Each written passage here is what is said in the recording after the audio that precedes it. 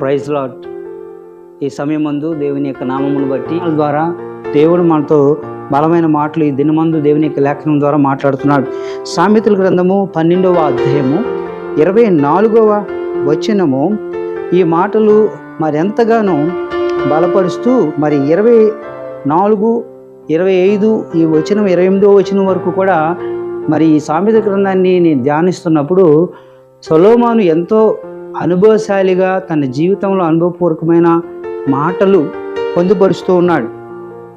ఇక్కడ ఏమని రాస్తున్నాడు అనే వాక్యాన్ని మీకు క్షుణ్ణంగా చదివి నేను వినిపిస్తాను. ఆ మాటలు ధ్యానించుకోండి. శ్రద్ధగా పనిచేయవారు ఏలుబడి చేదురు, సోమరులు వెట్టి పనులు చేయవలసి వచ్చును. ఒకని హృదయంలోని విచారణ దాన్ని కృంగచేయును, దయగలిగిన మాట దాన్ని సంతోషపెట్టును.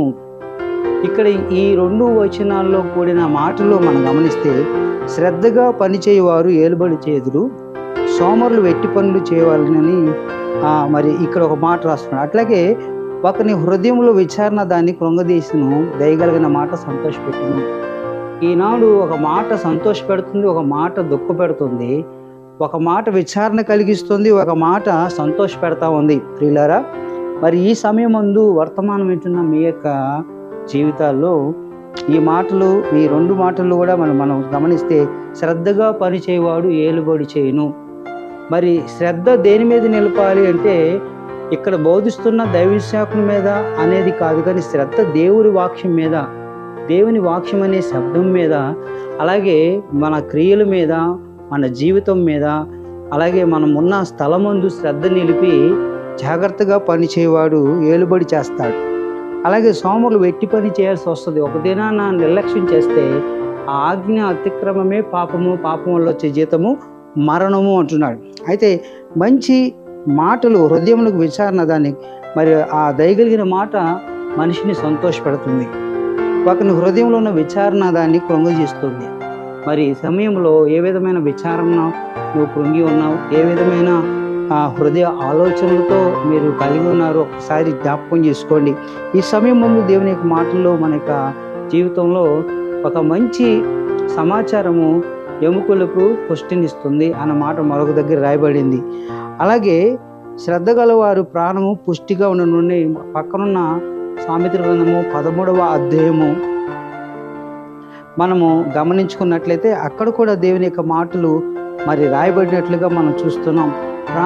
4వ వచనంలో సోమరి ఆశపడిన కానీ వాని ప్రాణంకి ఏమీ దొరకదు, శ్రద్ధ గల వారి ప్రాణము పుష్టిగా ఉండును అంటున్నాడు. అక్కడ పని కావాలి, లేకపోతే నాకు ఇది కావాలి అని ఒక ఆలోచన కలిగిన వాడికి ఎంత శ్రద్ధ.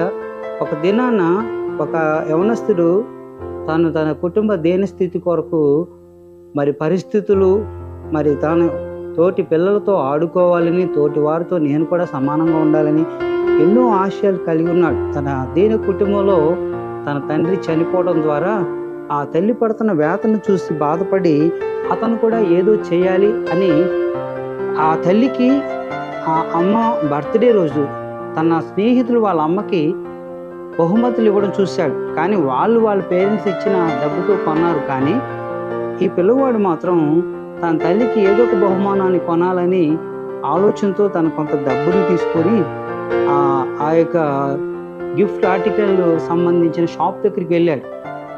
ఆ బిడ్డ ఎంత శ్రద్ధతో నిలిపాడంటే తన పాకెట్లో ఒక 10 రూపీస్ మాత్రమే ఉన్నాయి. ఆ 10 రూపీస్ ఉన్న ఆ పిల్లవాడు షాప్లోకి వెళ్ళాడు, ఒక గిఫ్ట్ ఆర్టికల్ చూశాడు.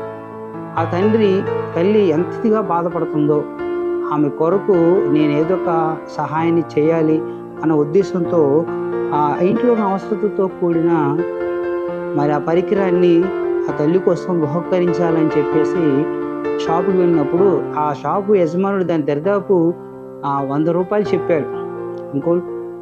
నా దగ్గర 100 రూపాయలు లేవు, కానీ మా అమ్మకి ఒక బహుమానాన్ని కొనాలనుకున్నానని చెప్పి అడిగినప్పుడు నువ్వు ఇది నీకు దగ్గర డబ్బు లేదు కాబట్టి నేనేమాత్రం కూడా నేను నీకు ఇది ఇవ్వడానికి నా వల్ల కాదు అని చెప్పేసి డిస్కరేజ్ చేశాడు, బయటికి పంపించేశాడు. ఆ షాప్ ముందే కూర్చున్నాడు, జాలిగా చూస్తూ ఉన్నాడు. కానీ శ్రద్ధ కలిగి ఆలోచిస్తూ ఉన్నాడు, శ్రద్ధతో అక్కడ ఎదురు చూస్తూ ఉన్నాడు. కానీ ఆ యవనస్తుడు పొద్దున్నుంచి మధ్యాహ్నము అక్కడే ఉన్నాడు ఆ పిల్లవాడు. మరి అక్కడే నిలబడ్డాడు. ఆ షాప్ ఓనర్ లంచ్‌కి వెళ్ళాడు, అక్కడే ఉన్నాడు. అతను లంచ్‌కి వెళ్ళిన తర్వాత ఆ లంచ్ చూస్తున్నప్పుడు అతను తల ఎత్తి డైనింగ్ టేబుల్ పక్కనున్న ఆ ఫోటోలో చూస్తే వాళ్ళ తల్లి చనిపోయింది. ఆమె చిత్రపటంలో చూడగానే ఆ షాప్ యజమానుడికి ఆ తల్లి యొక్క ఉద్దేశం గుర్తుకొచ్చింది. అవును కదా, నా జీవితంలో నా తల్లికి ఒకనప్పుడు నేను కూడా ఇలాగే బహుమానం ఇద్దాం అనుకున్నాను, కానీ ఇవ్వలేకపోయాను. ఆమె నేను సంపాదించే లోపల మరణించింది. ఈనాడు నేను ఎలాగైతే ఫీల్ అయ్యానో ఆ పిల్లవాడు అలాగ ఒకవేళ నా షాప్ దగ్గర ఉంటే గనుక అతనికి ఆ బహుమానం ఇద్దామని అనుకున్నాడు లేదు, అతను మళ్ళా తన బైక్ తీసుకుని వెళ్ళేసరికి అక్కడే ఉన్నాడు ఆ యవనస్తుడు. అప్పుడు అతను పడుతున్న దుఃఖాన్ని చూశాడు, అతనిలో ఆరాటం చూశాడు. ఆ యవనస్తుని లోపలికి రమ్మని ఆ యొక్క తల్లికి కావలసిన ఒక థింగ్స్, ఆమెకు కావలసిన వస్తువును మరి ఆ యొక్క యవనస్తుడు కొనడానికి ఆ దినాల్లో మరి ఆ తల్లి ఎంతగానో రోడ్లో తన కోసం పచ్చళ్ళని అవన్నీ తయారు చేస్తున్నప్పుడు ఆమె కోసం ఒక మిక్సీని కొనడానికి ఆ యవనస్తుడు అక్కడికి వెళ్ళాడు.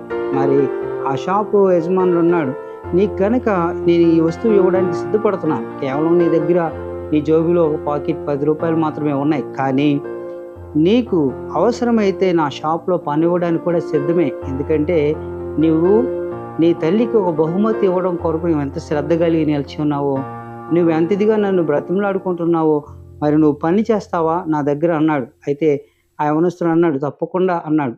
అని మరి ఆ వస్తువును ఆ తల్లికి బహుకరించినప్పుడు ఆ తల్లి మొట్టమొదటిగా చేసిన పని ఏంటో తెలుసా?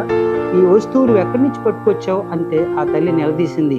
కానీ తన తల్లి ఇచ్చినప్పుడు ఎంతో సంతోషించింది, ఆరాటపడింది అని అనుకున్నాడు.